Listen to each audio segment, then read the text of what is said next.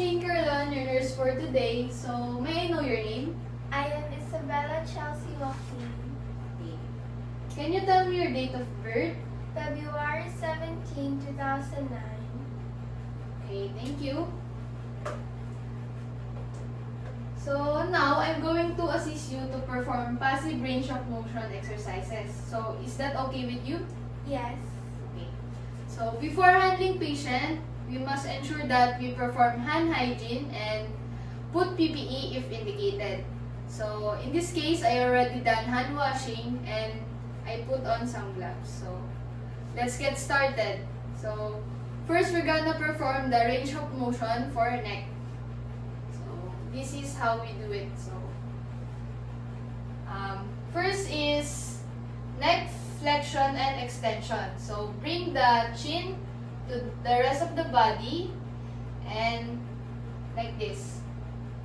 Flexion, extension, flexion, extension. Front, back, flexion, extension. So, we'll do 5 moves in every exercises. So, that's the first exercise for the neck.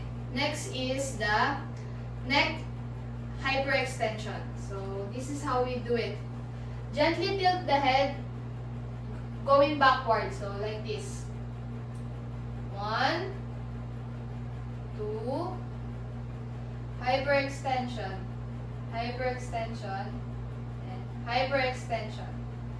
So, next we're gonna do it to the other side.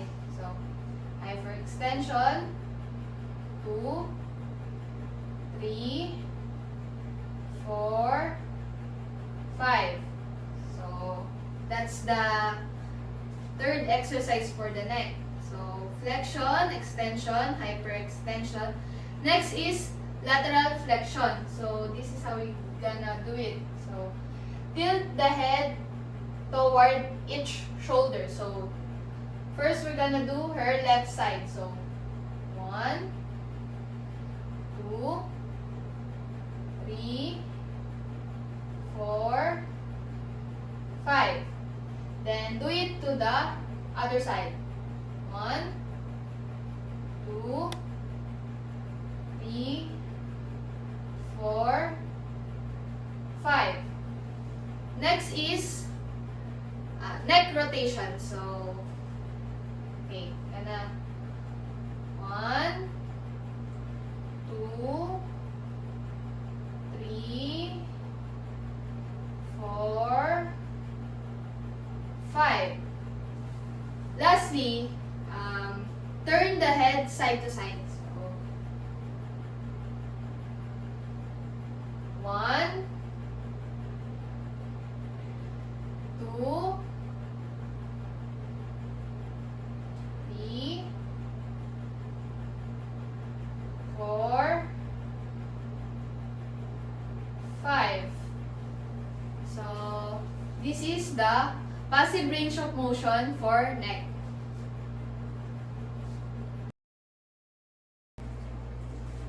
Good morning, ma'am.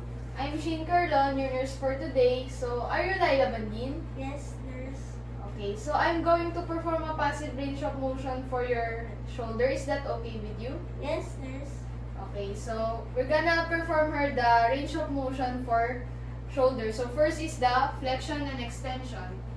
Flexion, extension, flexion, extension. 3, 4, 5. Next is the abduction and adduction. So, this is the vertical abduction, vertical adduction, abduction, adduction.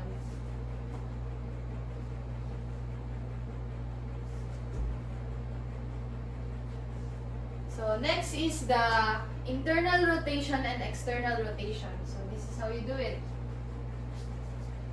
Internal rotation, external rotation, internal rotation, external rotation.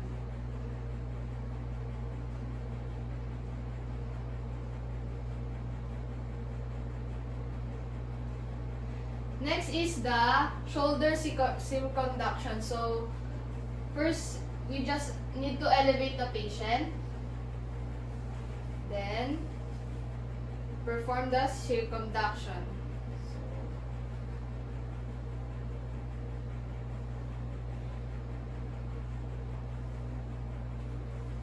So, that's it.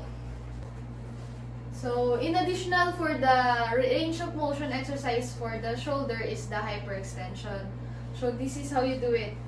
Position the arm behind her back with a straight elbow. So, this is how you do it. So, this is the hyperextension. It is, 45 to 60 degree angle. So, that's it.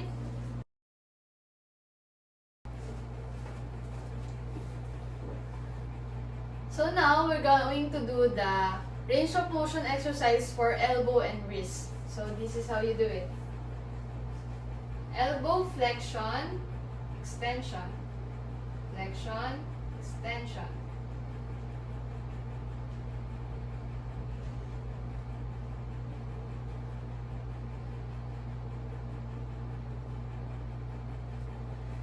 Next is for the wrist naman. So, flexion, extension, flexion, extension.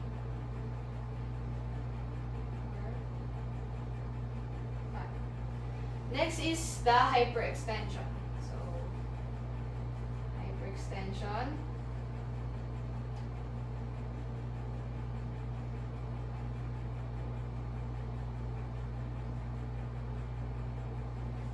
Next is radial flexion and ulnar flexion. So, first is radial flexion. Radial.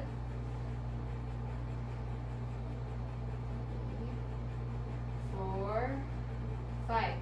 Next is ulnar flexion. So, 1, 2, 3, 4, 5.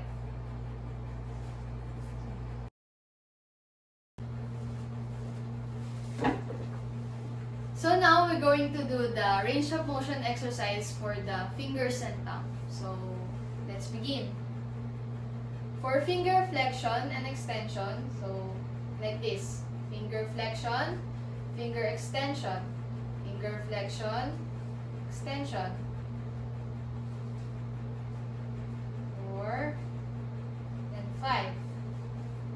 Next is finger hyperextension. So this is how you would do it.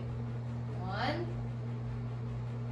2, 3, 4, 5. Next is the abduction and adduction. So, Laila, can you spread your fingers apart? So, this is the abduction. Can you bring it together? So, this is the abduction. So, finger abduction, finger adduction. 2, 3, 4, 5. Lastly is the opposition. So bring the bring the thumb towards this finger. So like that.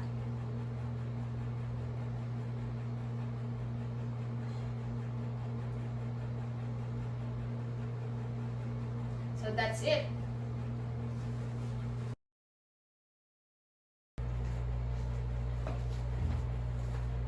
So next, we're going to perform the hip and knee range of motion. Then after is the ankle and foot range of motion. So first is the hip flexion and extension. Flexion, extension. Okay.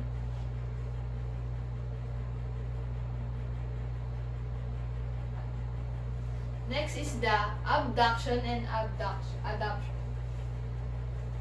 abduction,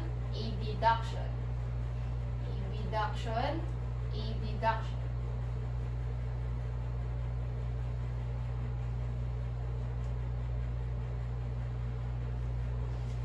Next is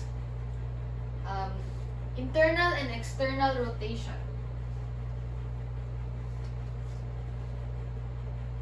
Internal rotation, external rotation, internal rotation, external rotation.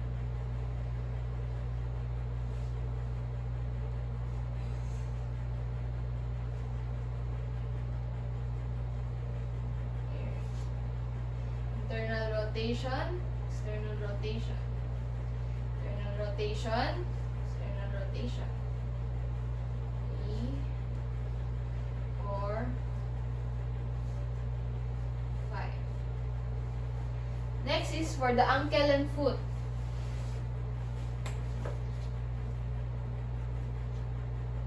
Dorsiflexion, plantar flexion, dorsiflexion, plantar flexion.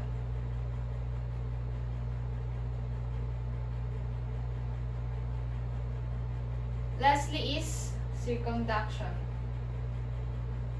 1, 2, 3, 4, 5.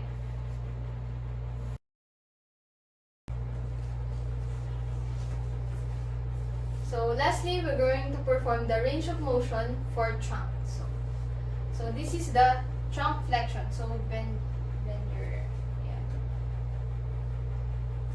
extension, flexion, extension, flexion, extension, flexion, extension. Next is the lateral flexion. So move side to side leg. Ayan.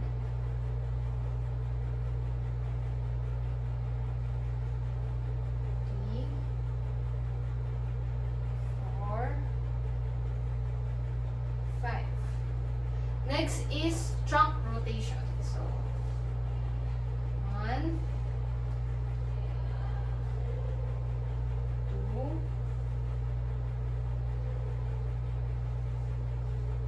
3, 4.